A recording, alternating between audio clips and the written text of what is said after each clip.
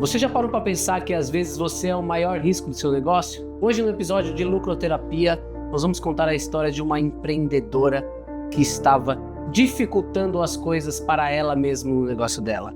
Vamos começar do início para a gente entender o contexto, como ela chegou até a gente, como agora Deu Lucro já iniciou o processo de ajudá-la nessa jornada de construção de uma empresa melhor, uma empresa mais lucrativa. Essa empreendedora chegou até nós através da nossa imersão, né? A gente faz a nossa imersão aqui todos os meses e dentro dessa imersão a gente coloca os empresários para refletirem um pouco mais sobre o seu negócio e ao final da imersão a gente sempre tem um convite especial para participar da nossa mentoria. Ao término da imersão ela me chamou para conversar, sentei com ela numa sala e ela começou a me contar um pouquinho da história dela, né? E aqui nesse momento eu já comecei a identificar alguns problemas. Dentro da história dela foi uma história muito emocionante, muito comovente, né? Porque era uma história de uma empreendedora que tinha conseguido realizar o sonho de empreender, já tinha um faturamento considerável, um faturamento que seria o suficiente para que ela vivesse só disso, mas que estava sofrendo com a falta de dinheiro, né, de fato. E aí eu comecei a questionar, a fazer perguntas, e nesse momento ela começou até de fato se emocionar. Né, eu costumo dizer sempre que um CNPJ ele não é somente um CNPJ, ele é o sonho de uma pessoa. Né? Muitos de nós, né, eu vivo isso, muitos de vocês vivem isso, que é o sonho de empreender e viver do seu empreendimento. E quando a gente começa a ver esse sonho se tornar ruína, isso acaba afetando a gente emocionalmente. Nesse momento eu convidei ela para participar da nossa mentoria e ela topou. E a gente foi para o próximo passo, que é iniciar a mentoria de fato.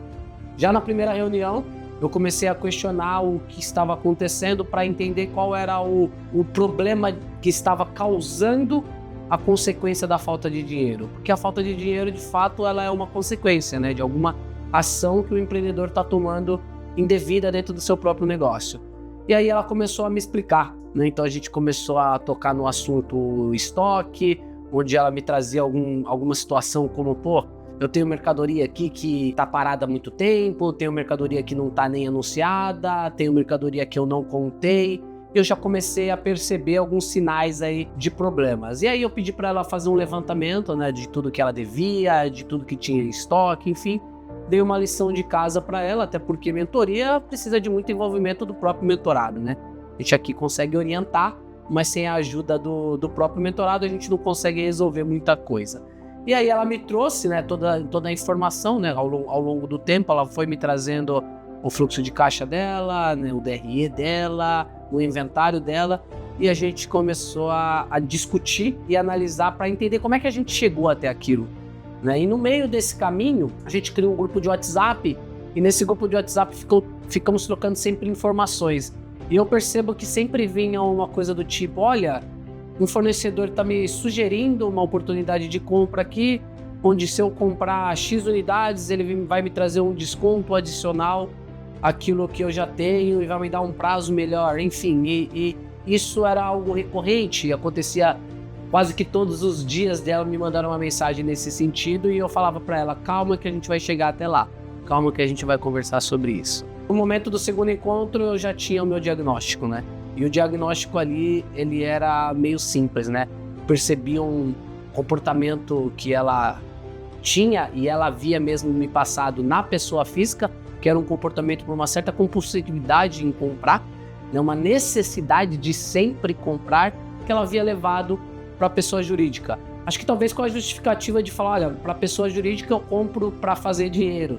Né, já na pessoa física é uma compra de consumo, e aí isso talvez deixasse ela um pouco mais tranquila pensando nisso, mas de fato o que acontecia ali, ela comprava todos os meses, quase sempre que surgia uma oportunidade, né, é aquela tal da promoção que a gente vê no Instagram. Então tem uma promoção, a gente vai lá e compra um tênis, muitas vezes a gente nem precisa desse tênis. Ela fazia isso também na pessoa jurídica, né, o fornecedor trazia uma promoção, e ela pegava e aproveitava essa promoção. E o que aconteceu com isso?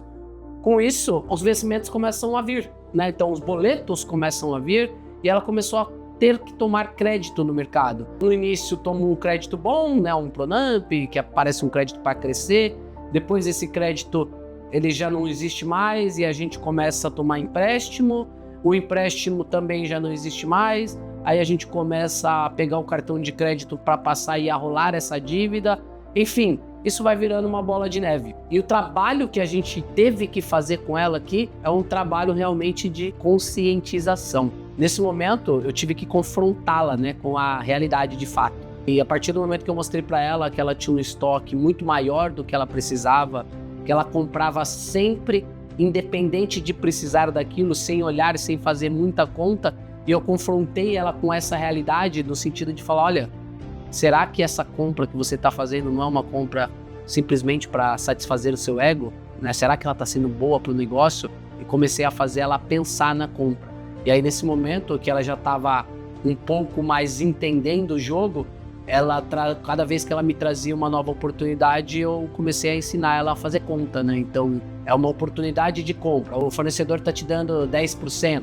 Então vamos entender aqui, quantas unidades a gente precisa comprar, quantas unidades a gente vende, onde a gente vai vender isso, será que a gente consegue colocar um fato novo, um novo canal para vender isso? Como é que está o mercado em relação a esse produto? Esse produto vence em quanto tempo? Porque o produto dela é um produto perecível que vence.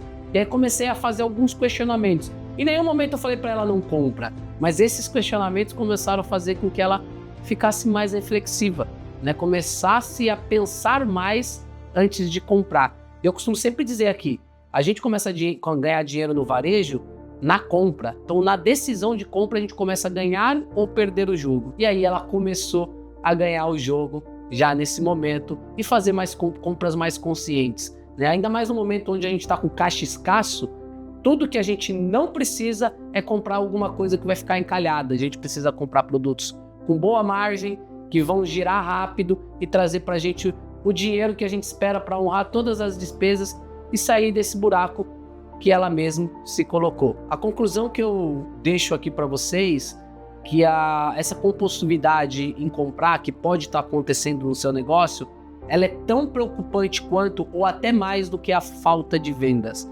E isso a gente resolve com uma boa gestão, uma gestão baseada em dados, uma gestão baseada em informações e uma gestão que tenha recorrência, ou seja, a gente não faz uma única vez. Todos os meses a gente para, analisa dados e toma decisão.